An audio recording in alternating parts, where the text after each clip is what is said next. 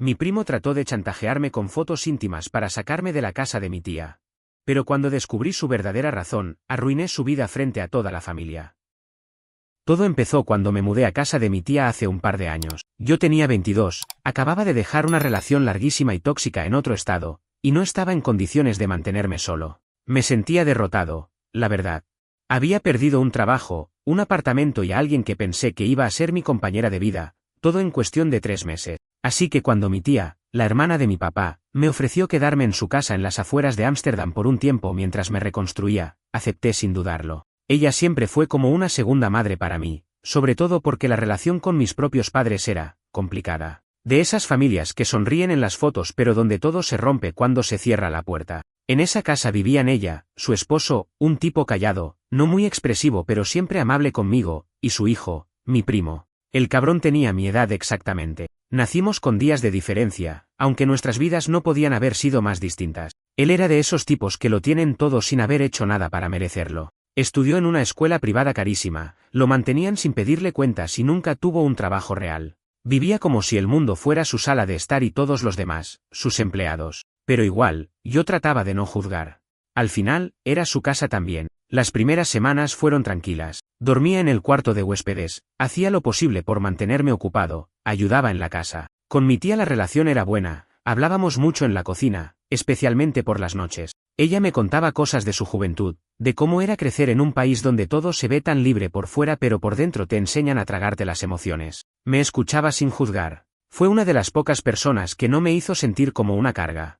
Mi primo, en cambio, era otra historia. Desde el principio me lanzó esa energía pasivo-agresiva que solo alguien que se siente amenazado sin razón puede transmitir. No me hablaba mal, pero todo lo que decía venía con un tono. Cada vez que mencionaba que estaba buscando trabajo, me tiraba una indirecta del tipo, a ver si por fin te haces útil. Si yo cocinaba para todos, decía algo como, bueno, al menos eso sí sabes hacer. Cosas así. Pequeñas puñaladas que al principio ignoré porque no quería crear drama en la casa de alguien que me estaba ayudando. Pero no era solo eso. Empezó a meterse más y más en mis cosas. Se metía en mi cuarto cuando no estaba, revisaba mis cosas del baño. Una vez le vi literalmente husmeando mi mochila como si fuera lo más normal del mundo. Cuando le pregunté qué hacía, dijo que pensaba que era la suya, aunque eran completamente distintas. Una excusa tan mala que ni se molestó en sostenerla. Y no dije nada. Me callé. Otra vez. Hasta que una noche, todo cambió. Era un viernes, cerca de medianoche. Yo estaba solo en la casa viendo series en la sala, medio dormido. Mi tía y su esposo se habían ido ese fin de semana a visitar a una amiga enferma en Bruselas. Mi primo había salido, o eso pensé. Hasta que recibí un mensaje. Venía de un número desconocido. Lo abrí sin pensar. Era una foto mía, en mi cuarto, dormido, sin camiseta. La imagen estaba tomada desde la puerta, claramente escondido. Justo cuando empecé a procesar qué carajo era eso, me llegó otro mensaje. Sabes que no deberías estar aquí, ¿no? ¿Qué crees que diría mi madre si viera lo que haces cuando estás solo? Ahí me explotó la cabeza. Pensé que era una broma pesada, pero no me reía. El siguiente mensaje lo confirmó. O te largas antes del lunes, o mando esto a todos. Me quedé helado. No sabía qué era exactamente lo que hacía cuando estaba solo, porque no había nada raro. Dormía. Comía. Me masturbaba, como cualquier ser humano. Pero de alguna forma, este imbécil había conseguido fotos mías, algunas bastante comprometedoras, como descubrí más tarde, y planeaba usarlas para sacarme de la casa. Y eso no era lo peor. Era que había entrado en mi espacio, me había observado sin que yo supiera, y ahora estaba usándolo como arma. Lo peor fue darme cuenta de que no podía confiar en nadie más en esa casa. Porque aunque quería contárselo a mi tía, no tenía pruebas. Las fotos venían de un número anónimo. No sabía si podía demostrar que era él. Y algo me decía que si lo enfrentaba directamente sin tener algo sólido en la mano, solo iba a empeorar las cosas. Así que me tragué todo. Dormí como el culo esa noche, esperando el siguiente movimiento. Pero al día siguiente, me di cuenta de algo que cambiaría todo. No dormí ni una hora esa noche. Cerraba los ojos y lo único que veía era la silueta de alguien parado en la puerta de mi cuarto, cámara en mano, esperando el momento justo en que yo bajara la guardia. Me sentí invadido, violado, como si alguien hubiera entrado a mi cabeza sin permiso. Me levanté con un nudo en el estómago y esa sensación de estar atrapado en una situación de la que no puedes hablar sin sonar como un paranoico. Desayuné solo. No vi señales de mi primo por la casa. Ni rastro. Silencio total. Como si nunca hubiera estado ahí. Pero a las 9:24 de la mañana, recibí otro mensaje desde el mismo número anónimo. Último fin de semana. Haz tus maletas. Mi reacción inmediata fue de rabia. No solo me estaba manipulando, sino que lo estaba haciendo con un nivel de cinismo que me quemaba por dentro. Pero justo cuando iba a responder algo estúpido, tipo, vete a la mierda, me detuve. Me di cuenta de que si contestaba, estaba jugando bajo sus reglas. Si actuaba con rabia, le daba lo que quería, miedo, caos, desesperación. Así que me puse en modo frío. Observador. Empecé a pensar estratégicamente. ¿Quién tiene acceso a mi cuarto? Solo él. ¿Quién sabía que yo estaría solo ese fin de semana? Solo él. ¿Quién se beneficiaría de que yo me fuera? Otra vez, solo él. No era tan brillante como pensaba. Decidí revisar todo mi cuarto. No por miedo, sino por evidencia. Miré detrás de los cuadros, debajo de la cama, incluso revisé la lámpara de escritorio. Y ahí fue donde encontré algo, una pequeña cámara de seguridad casera, de esas que parecen cargadores USB. Estaba conectada a un enchufe cerca del piso, justo al lado de donde dormía. Me quedé congelado. No podía creer lo lejos que había llegado. Eso ya era otra cosa. No eran solo fotos sacadas desde la puerta. Este tipo me había grabado. Semanas, tal vez meses. Todo lo que hacía en mi cuarto, lo tenía él. En ese momento entendí que no me estaba amenazando solo por fastidiar. No era solo que le molestaba tenerme en casa. Era algo más profundo. Y si me grabó en secreto, seguro también tenía un lugar donde almacenaba esos archivos. Necesitaba acceso a eso, no para ver qué tenía, sino para usarlo contra él. Así que empecé a actuar normal. Como si no supiera nada. Hasta fingí haberme deprimido más. Caminaba lento, hablaba poco, y comía sin ganas. Dejé que pensara que estaba ganando. Eso parecía relajar su actitud.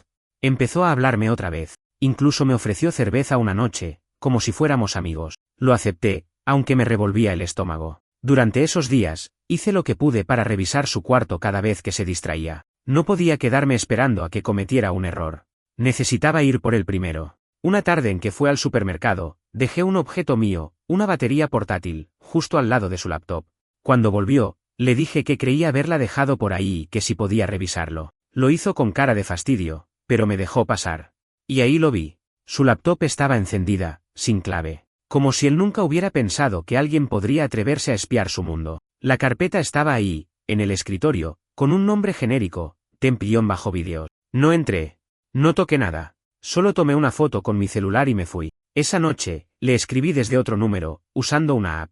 Le dije que tenía pruebas de lo que había hecho. Le mandé la foto de su propia laptop con la carpeta en primer plano. El mensaje fue simple. Ahora jugamos en mis términos. Si no quieres que esto llegue a tu madre, me vas a dar acceso a tu PC. Tengo un USB con una app que clona tu disco en minutos. Me das acceso, no digo nada. Nos mantenemos en paz. Tardó horas en contestar. Me imagino que estaba cagado del susto. ¿Y bien? Porque por fin lo tenía contra la pared. Al día siguiente, me lo encontré en la cocina. No dijo nada, solo dejó su laptop en la mesa del comedor y se fue. Ni me miró. Era como si ya supiera que había perdido. No celebré.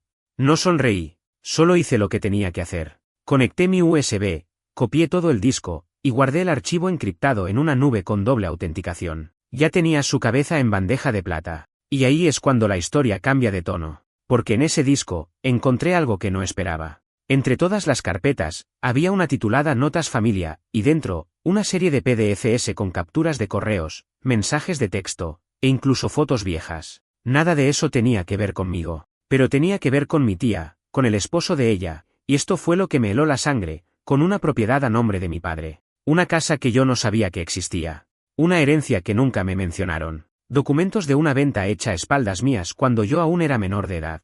Y lo peor, mi primo tenía todo eso porque había sido parte de un plan para quitarme lo que me correspondía legalmente. No era solo que me odiaba porque yo vivía en su casa. Me odiaba porque, de alguna manera, sabía que yo tenía derecho a algo que su familia le quitó. Ahí ya no era solo una guerra por orgullo. Era una guerra por justicia. Y yo tenía todas las armas ahora. Nunca pensé que una amenaza tan rastrera iba a destapar algo mucho más sucio. Lo que encontré en esa carpeta no tenía nada que ver con voyeurismo, ni con chantaje sexual. Era mucho peor.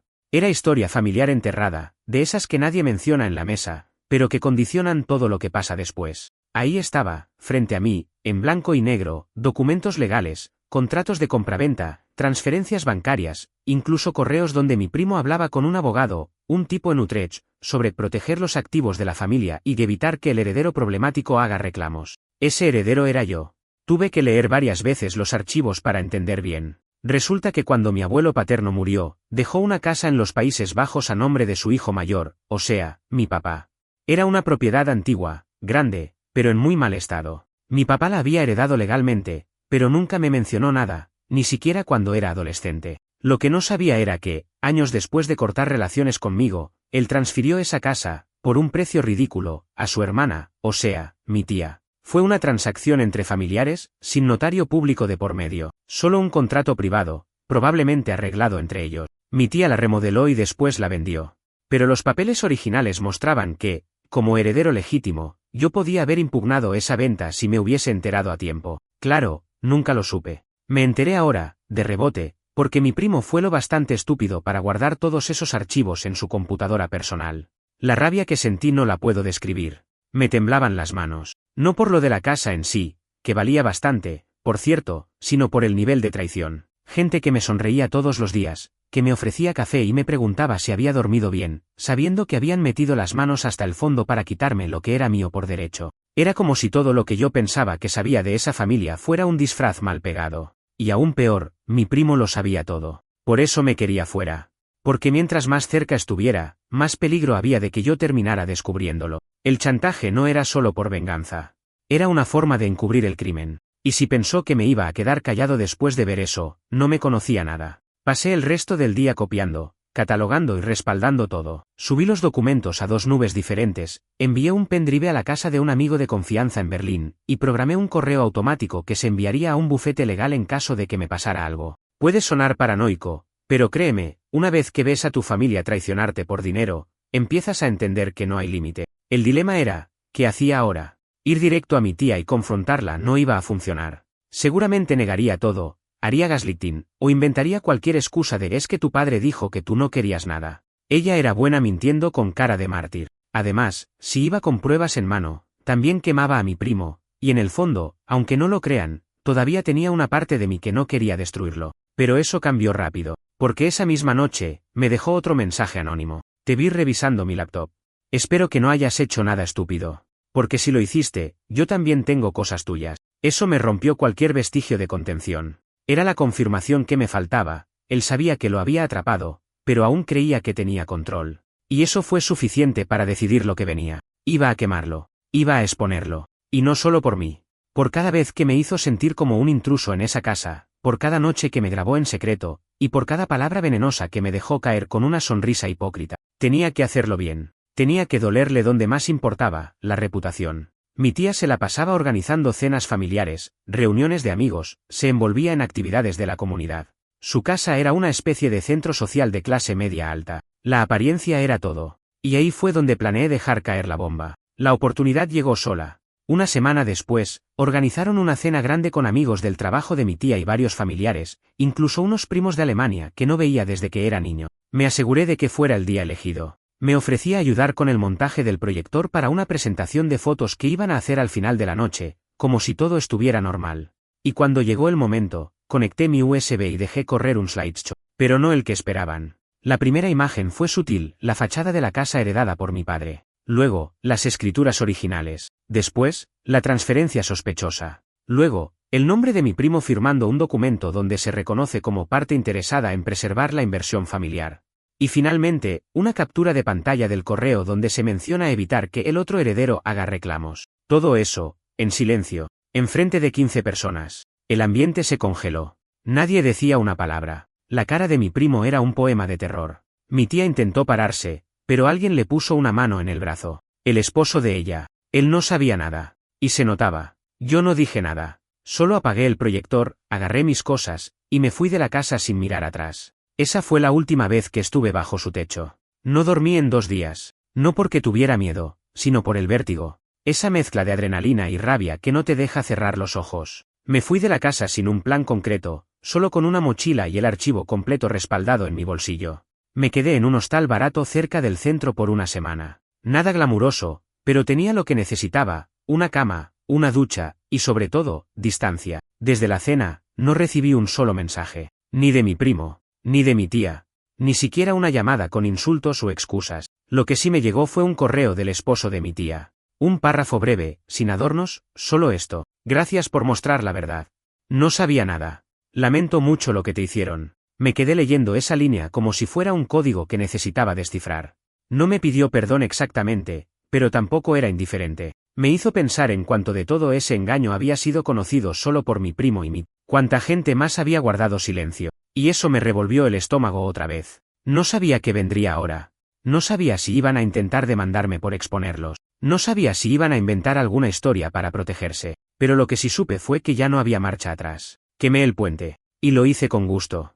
Una semana después, recibí un mensaje inesperado. Venía de una prima lejana, hija de un hermano menor de mi tía, con la que no hablaba desde hacía años. Me pidió que nos viéramos para hablar. Dudé al principio.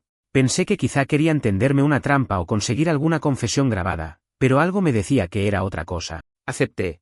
Nos encontramos en un café, y lo primero que me dijo fue: «No eres el único». Me tomó un segundo procesarlo. Le pregunté a qué se refería, y entonces me soltó una historia que me dejó en shock. Aparentemente, mi primo había hecho algo similar con otro familiar unos años atrás. No con cámaras ocultas, pero sí con manipulación, chantaje emocional, y una red de mentiras para sacarlo de la jugada en un asunto de herencia por parte de los abuelos maternos. Había usado su posición en la familia para mover las cosas a su favor, siempre bajo la sombra de la confianza que inspiraba por ser el hijo que siempre estaba cerca. Nadie sospechaba de él porque siempre tenía esa fachada de tipo responsable, leal, que cuidaba de sus padres. Pero por dentro, era otra cosa. La familia lo sabía, o al menos una parte, pero no hacían nada. Callaban porque no querían conflictos, porque la familia es la familia, porque era más cómodo dejar que el dinero se quedara en las manos equivocadas que enfrentar el drama de un escándalo. Ahí entendí que no estaba luchando solo contra un primo manipulador, estaba enfrentando un patrón generacional de silencio, de pactos tácitos, de secretos bien guardados bajo la alfombra. Lo que hice esa noche con el proyector fue más que una venganza. Fue una bomba en medio de una estructura podrida, y ahora todos estaban recogiendo los pedazos, pero eso no era suficiente para mí. Decidí ir más lejos. Agarré todos los documentos, preparé un expediente con fechas, firmas, y copias certificadas que conseguí en registros públicos, y pedí cita con un abogado especialista en herencias y fraude patrimonial. Le conté todo sin filtro. Al principio lo vi escéptico, se notaba que pensaba que yo era solo otro tipo más queriendo pelear por una casa vieja.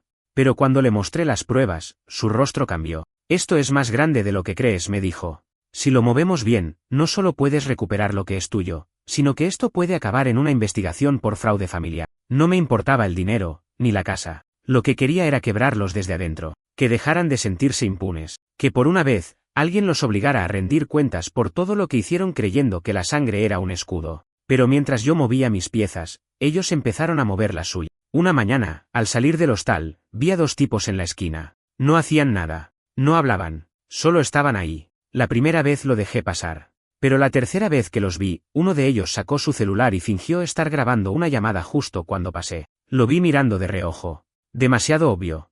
Esa noche, alguien intentó entrar a mi habitación. No lo lograron porque había puesto una tranca adicional, una de esas portátiles que venden para mochileros paranoicos, pero escuché el clic de la manilla. Me quedé quieto, con el corazón acelerado, hasta que se fueron. Llamé a la policía local y levanté una denuncia por acoso. También hablé con el abogado. Me dijo que eso era más común de lo que parecía. Cuando las familias se sienten amenazadas, primero intentan silenciarte. Y si no pueden, te asustan.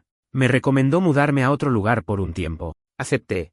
Me fui a Rotterdam, a un departamento que un amigo me prestó por 2 semanas. Ahí, en ese departamento extraño, sin muebles ni comodidades, escribí todo lo que había pasado. Cada detalle, cada conversación, cada documento. Lo redacté en forma de diario legal.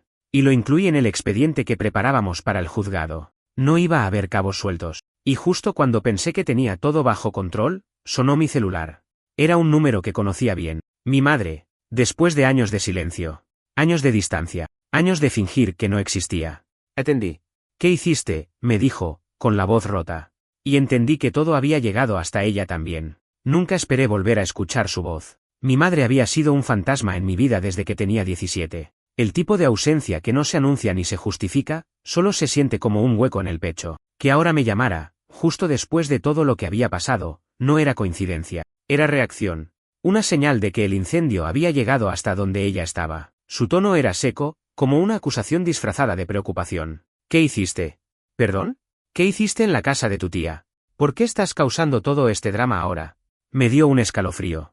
Porque no preguntó si estaba bien. No preguntó si lo que habían hecho era cierto. No preguntó si necesitaba ayuda. Solo quería saber por qué había pateado el avispero. Ahí entendí algo que me costó muchos años asumir. Para ella, la familia era una estructura, no un vínculo. Y yo, al exponer lo que se escondía bajo la alfombra, había hecho lo imperdonable: romper la fachada, mostrar las grietas, poner en evidencia lo que todos sabían pero nadie decía. ¿Sabías lo de la herencia?, le pregunté, sin rodeos. Hubo un silencio largo del otro lado, lo suficiente para que me diera cuenta de que sí.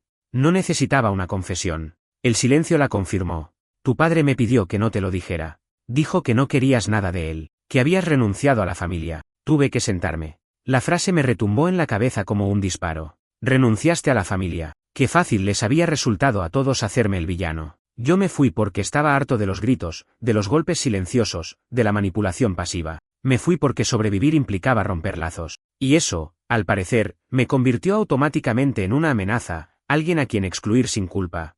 ¿Y nunca pensaste en preguntarme a mí?, le dije. Era más fácil así, respondió. Y ahí se rompió todo. No grité.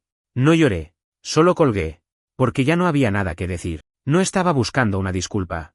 Ni un cierre emocional. Solo quería confirmar lo que ya sospechaba: yo no había perdido una familia. Nunca la tuve. Los días siguientes fueron como estar en medio de una tormenta sin mojarse. Sabía que estaban pasando cosas, pero yo ya estaba fuera del radar.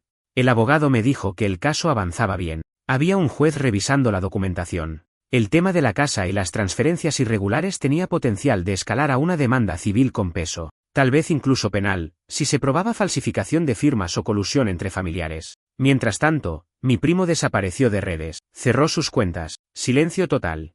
No era su estilo. Era un tipo que vivía mostrando su vida perfecta en Instagram, sus viajes, sus cenas, sus reflexiones de tipo espiritual que claramente no aplicaban cuando chantajeaba a sus propios parientes. Que se borrara así solo significaba una cosa: sabía que se le venía encima algo gordo. Mi tía también cayó en picada. Me enteré, por otro primo que todavía me hablaba, que había pedido una licencia indefinida en su trabajo. Según él, por salud mental. No sé si era por culpa, miedo, o porque ya no podía sostener la mentira frente a su esposo. Él, según me contaron, se había distanciado. Empezó a dormir en otro cuarto. No quería verla. La herida no era solo económica. Era de confianza. De ética.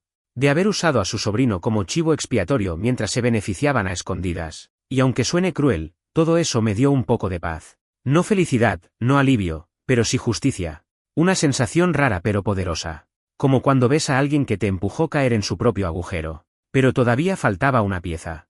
Una que no sabía que existía. Un día, revisando más a fondo los archivos del disco que le había clonado a mi primo, encontré una carpeta llamada Correspondencia Antigua. Eran correos entre él y mi padre. Muchos años atrás. Algunos incluso cuando yo todavía vivía en casa. No eran tantos, pero los que estaban ahí me dejaron helado. Uno, en particular, era del año en que me fui. Y decía, literalmente: si él vuelve, es un problema. Emocionalmente inestable, egoísta, incapaz de sostener una familia o una casa. No quiero que lo arrastres contigo. Ya no es de los nuestros. Lo firmaba mi padre. Y se lo escribía a mi tía.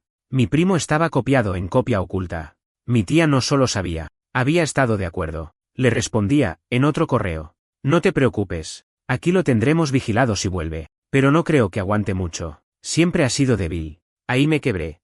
No por tristeza. Ni por desilusión. Por furia. Porque mientras yo estaba allá, joven, roto, tratando de sobrevivir, ellos ya me habían sentenciado. Me habían pintado como una amenaza. Como una carga. Como algo de lo que había que deshacerse. Y aún así, yo me había preocupado por no incomodarlos. Por no romper la armonía. Lo irónico era que ahora yo era el que tenía el poder. Y no pensaba soltarlo. No todavía. Lo que me sostenía en ese momento no era venganza. Ya no. Era el sentido de dirección.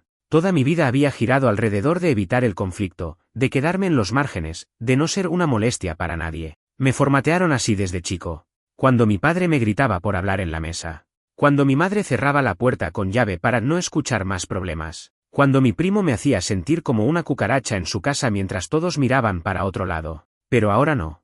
Ahora no había margen. Yo estaba en el centro del huracán. Y decidí, por primera vez, no moverme. El abogado fue claro conmigo. Había pruebas sólidas de que la casa vendida, aquella propiedad heredada de mi abuelo, había sido traspasada mediante un contrato privado que excluyó a un heredero directo, yo. No era solo cuestión moral. Era una violación clara del Código Civil neerlandés en cuanto a herencia. Aunque el tiempo jugaba en contra, porque la venta había sido hace años, había jurisprudencia para reclamar si se demostraba ocultamiento de información y mala fe.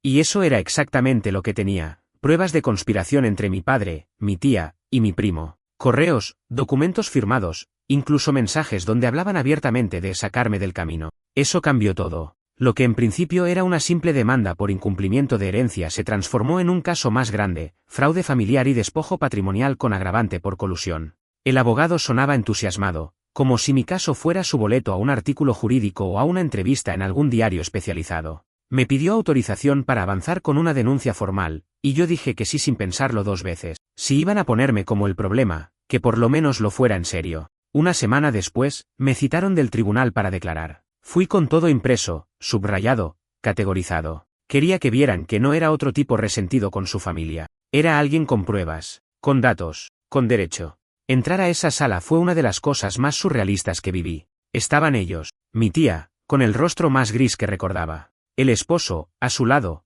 pero sin tocarla. Mi primo, encorvado, como si de pronto se hubiera dado cuenta de lo poco que valía su fachada de niño mimado. Y yo, al otro lado, con la cabeza en alto. El juez era frío, directo. Habló poco, escuchó mucho. Mi abogado presentó el caso como una omisión deliberada. Mostró los correos, los documentos, la carpeta con el nombre de mi padre y las firmas cuestionadas. Los correos donde mi tía decía que yo no debía enterarme. El abogado de ellos intentó tirar la clásica defensa de malentendido familiar. Que todo fue hecho de buena fe. Que mi padre tenía el derecho de disponer de su propiedad como quisiera. Que la familia había hecho lo posible por ayudarme a pesar de mi carácter problemático. Ahí fue cuando me reí. No lo hice fuerte, solo bajé la cabeza y me reí. Porque era tan predecible, tan patético. Usar el viejo libreto del hijo difícil, del sobrino rebelde, para justificar una estafa legal de miles de euros, como si su narrativa personal pudiera anular los hechos. El juez pidió un receso para analizar los documentos. Nos dio fecha para una segunda audiencia, pero ya era evidente que el caso no iba a cerrarse rápido. Estaban asustados. Y lo supe porque mi tía me buscó afuera del tribunal. No para disculparse, no para asumir nada, sino para ofrecerme dinero. Podemos arreglar esto entre nosotros, dijo. No, ya no hay nosotros. Me miró como si fuera otra persona. Y supongo que lo era. El chico que una vez durmió en su casa agradeciendo cada comida, ya no existía. La noticia no tardó en filtrarse. Una semana después, un medio local publicó un artículo titulado Disputa legal por herencia desata acusaciones de fraude entre familiares conocidos en la comunidad. No mencionaban nombres, pero cualquiera que conociera a mi tía sabía quiénes eran los involucrados. Era miembro de varias asociaciones comunitarias, organizaba eventos culturales, tenía un puesto semi-honorífico en una ONG local. Todo eso, en pausa ahora. Me escribieron personas que no veía desde la secundaria, algunos para decirme que estaban sorprendidos, otros, para soltar cosas como ya sabíamos que algo raro pasaba en esa familia. Lo típico cuando el castillo se derrumba y todos dicen haber visto las grietas. Pero lo más inesperado fue lo que vino después. Un mensaje en Instagram, desde una cuenta privada, sin foto de perfil. El texto decía: sé cosas de tu padre que no están en esos correos. Si quieres hablar, dime cuándo. Pensé que era un troll. O algún primo intentando tenderme una trampa. Pero la cuenta pertenecía a una mujer que decía ser una hija no reconocida de mi padre. Dudé. Investigué. Miré bien su perfil, las pocas fotos que tenía. Había algo en su cara, en sus ojos, un gesto, una familiaridad que no podía negar. Me mandó una foto de un documento de nacimiento, nombre del padre, el mismo que el mío. Y entonces entendí que, incluso después de muerto, mi padre seguía siendo un agujero negro de secretos, y que esta historia, apenas estaba empezando. Tuve que leer ese mensaje unas 10 veces, no porque no lo entendiera, sino porque algo en mí se resistía a creerlo. Ya estaba lo suficientemente jodido emocionalmente como para agregarle el ingrediente secreto de una media hermana perdida que aparece justo en medio del derrumbe total. Pero ahí estaba, su perfil, su mensaje, su nombre. La busqué en otras redes. Encontré una cuenta vieja de Facebook, medio abandonada, con apenas unas fotos. Y sí, había una en particular. Tenía unos 10 años de antigüedad, tal vez más. Una imagen frente a un edificio gubernamental en Alemania, y junto a ella, un hombre. Alto, rostro adusto, con la misma forma de mandíbula que el cabrón que me crió. Era mi padre. O sea, era real. Le respondí. No me podía quedar con la duda. Le dije que necesitaba pruebas. Algo más concreto. No una historia más para revolver el lodo. Ella fue directa. No quiero dinero. No quiero nada tuyo. Solo quiero que sepas que existo. Que no fuiste el único al que le ocultaron cosas. Me mandó la partida de nacimiento completa. Fecha, lugar, nombre de la madre. Y luego otra cosa, un correo escaneado, de hacía años, entre su madre y mi padre. Hablaban de mantener las cosas discretas para no complicar su situación familiar oficial. O sea, yo, mi madre, toda esa fachada armada a punta de silencio. Ella nació cuando yo tenía 5, lo que significa que mientras en casa me enseñaban a no levantar la voz, él andaba construyendo otra vida en otro país, a escondidas, como hacía todo. Nos citamos para hablar, en persona. En una cafetería pequeña, lejos de las zonas por donde podrían vernos. No sabía qué esperar. Tenía miedo de que fuera un error, un malentendido. Pero en cuanto la vi, supe que no. No solo por el parecido físico, que existía, sino por la forma en que me miró. No como una extraña. No como alguien que quería algo, sino como alguien que había estado sola también. Alguien que reconocía el vacío. Me contó que su madre había conocido a mi padre en una conferencia en Stuttgart. Que él le dijo que estaba separado, que tenía un hijo del que no hablaba. Que la relación duró poco, pero que él fue claro: nunca podré reconocer a esta hija, pero voy a ayudar económicamente. Y durante años, eso fue lo que hizo. Transferencias mensuales, correos esporádicos, regalos de cumpleaños. Hasta que un día, dejó de escribir, justo el año en que murió. Ella solo supo que había muerto por un obituario en línea. Nunca nadie la llamó. Nunca nadie le ofreció estar en el funeral. Ni una mención. Ni una línea. Y ahí estaba. Frente a mí. Con los ojos del mismo tipo que me enseñó a tenerle miedo a mi propia voz. Nos quedamos en silencio un rato. Luego me dijo algo que todavía me retumba en la cabeza. Yo pensé que eras el privilegiado. El hijo oficial. El reconocido. Y ahora veo que los dos fuimos usados. A ti te moldeó. A mí me escondió. Pero ninguno fue amado realmente. No supe qué decirle. Lo único que pude hacer fue ofrecerle una verdad que ni yo tenía clara. No sé si quiero tener una hermana. Pero no quiero que sigas creyendo que estás sola. Porque yo sé lo que es eso. Y duele. Nos abrazamos. Fue incómodo. Fue raro. Pero fue honesto. Esa noche, me encerré a revisar todos los documentos del caso otra vez. Empecé a ver con otros ojos cada frase, cada firma, cada movimiento que hicieron para sacarme del juego. Porque ahora sabía que no era solo yo el que estorbaba. Mi existencia entera fue una amenaza para sus planes. El hijo que piensa, que escapa, que no se calla. Y ahora, la hija que habían ocultado también podía complicarlo todo si llegaba a hablar. Entonces me pregunté, ¿por qué ella aparecía ahora? ¿Por qué justo en medio de mi proceso legal? Fue ahí cuando caí en la cuenta de que, quizá, alguien la había contactado. Alguien que quería distraerme, desestabilizarme. Pero cuando le pregunté directamente si alguien la había mandado, me juró que no. Que me encontró por su cuenta, buscando cosas de su padre. Que topó con mi nombre en artículos del juicio. Pero algo no cuadraba. Había un detalle que me había pasado por alto. Ella sabía el nombre del abogado de mi padre. El mismo abogado que apareció en los correos que yo tenía. Pero en ningún lado, en ninguna parte de la documentación pública, figuraba el nombre de ese abogado. Solo alguien con acceso a la red interna de mi padre podría saber eso. Y si ella lo sabía, entonces no me había contado toda la verdad. ¿Había sido una pieza más en este ajedrez familiar? ¿O estaba intentando limpiar su propia historia mientras se acercaba a mí?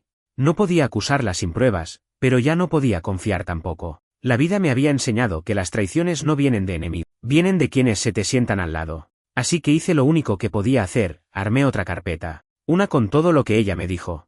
Con capturas de nuestras conversaciones, con fotos de los documentos que me mandó. La subí a la nube, la encripté, y la etiqueté con un nombre claro. Plan C de hermanastra. No porque quisiera usarlo, sino porque ya no me quedaba margen para errores. Y mientras hacía eso, recibí una notificación nueva. Un correo desde una dirección institucional.